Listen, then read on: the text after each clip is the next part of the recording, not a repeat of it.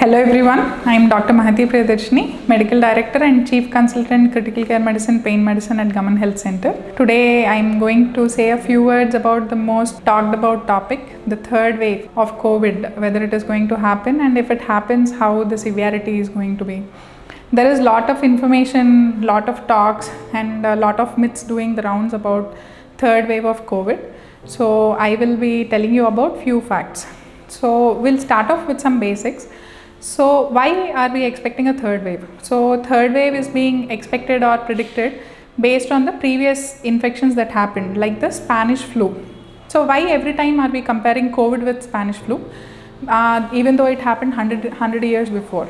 So the main reason is the Spanish flu was again a pandemic. Now that everyone knows about it, it happened worldwide. Most of the countries in the world were involved even in that flu. And after that, almost 110 years later, again a COVID infection has happened, which has involved all the countries in the world. So based on that infection pattern, there were multiple waves. There was first wave and the second wave and third wave and subsequent smaller waves, and then subsiding of the infection as the people developed immunity and vaccinations were given to people. So now, based on that data, we definitely can say that there is going to be a third wave. So the reasons for third wave are mainly going to be the lack of COVID appropriate behavior, like wearing masks, avoiding social gatherings, regular sanitization of hands, which people give up once the second wave is over, like we did after the first wave. So the first wave did not teach us much. We left all the COVID appropriate behavior. We started socializing, gathering in big numbers. Most of the people were ignorant and were not happy about getting vaccinated, and the second wave happened, and the magnitude of the second wave shows us the importance of following the COVID appropriate behavior, which led to so many cases at such a rapid rate. I mean, the cases increased to its peak within few weeks of time, and we lost so many lives. Another reason was again the different variants that were coming up, like the Delta. We know there are different variants like Alpha, Beta, Delta, and now Delta Plus, which is being talked about. So what are these variations? What is Alpha? What is Beta? So the virus keeps mutating. So virus is a RNA. It's a structure. It's a basic structure which keeps mutating due to the enzymes in our body.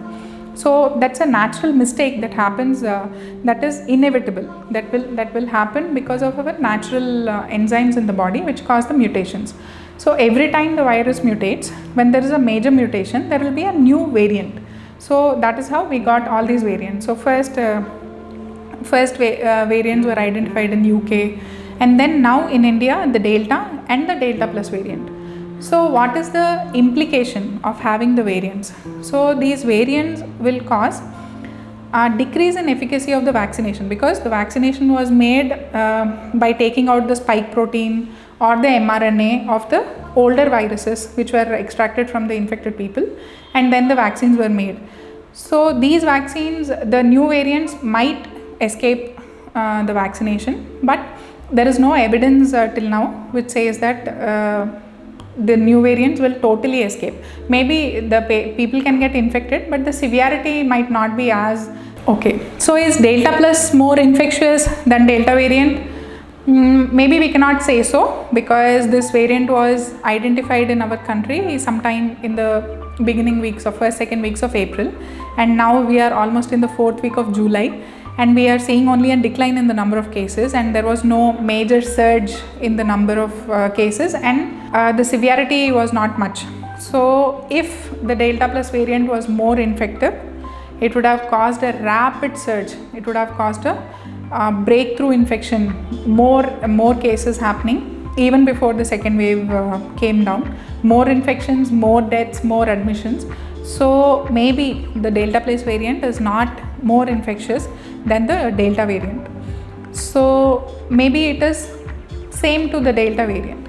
So will the current vaccines work for the Delta Plus variant?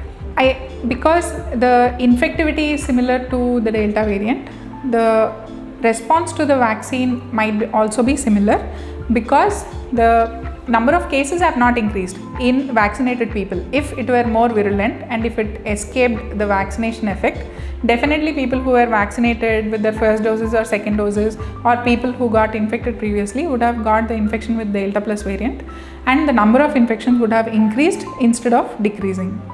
So should we be scared, panicked, worried about the Delta plus variant? Yes, we should be concerned, we should be worried, but not panic, because if we are concerned and worried, we will follow the COVID appropriate behavior, which is important not only for the Delta plus variant but for any variant. And COVID appropriate behavior, that is wearing masks properly, not on the chin, not on the neck, to wear it to cover your nose and mouth, to wash hands regularly, avoid social gatherings, avoid big gatherings, and maintain distance even when you're talking to your neighbors or to your friends, or you have met somebody on the road while walking.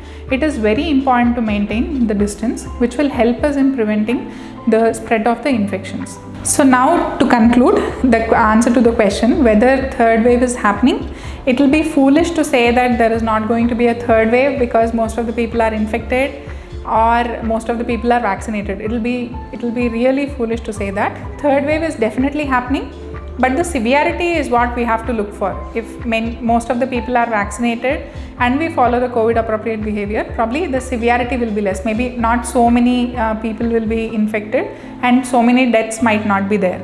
So who are the people who are going to be involved in the third wave? So obviously the people who have not got infected previously, or the people who have not got vaccinated, and so these are the people who are more susceptible during the third wave.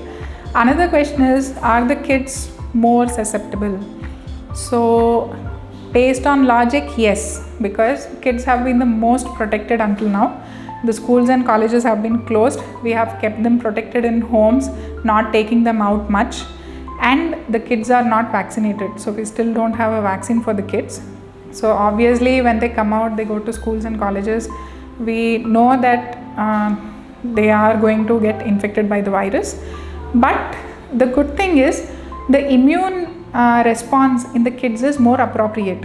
Why COVID has become deadly in adults is due to the immune response. It's not directly because of the virus, but the immune response that is generated in our body, which hurts our own body. This immune response is more appropriate in kids. So the severity of the infection seen is less in kids when compared to the adults, and hence we are expecting that the intensity, the severity of the disease will be less even if the kids get infected.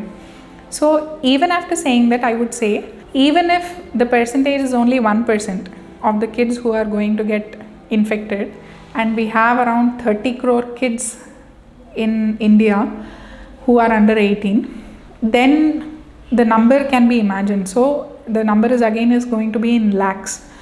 So we have to be prepared based on our infrastructure. We have to be prepared as parents to follow COVID appropriate behavior, what may be. However, the cases are going down. However, we are leaving caution to err. We should see that our kids are protected.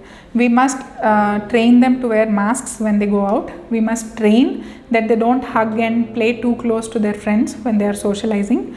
And we as adults should not show disinterest towards mask. I mean, if I go home and throw my mask out in front of my child saying that it is very difficult to wear a mask, I don't think my child would want to wear that mask and go out.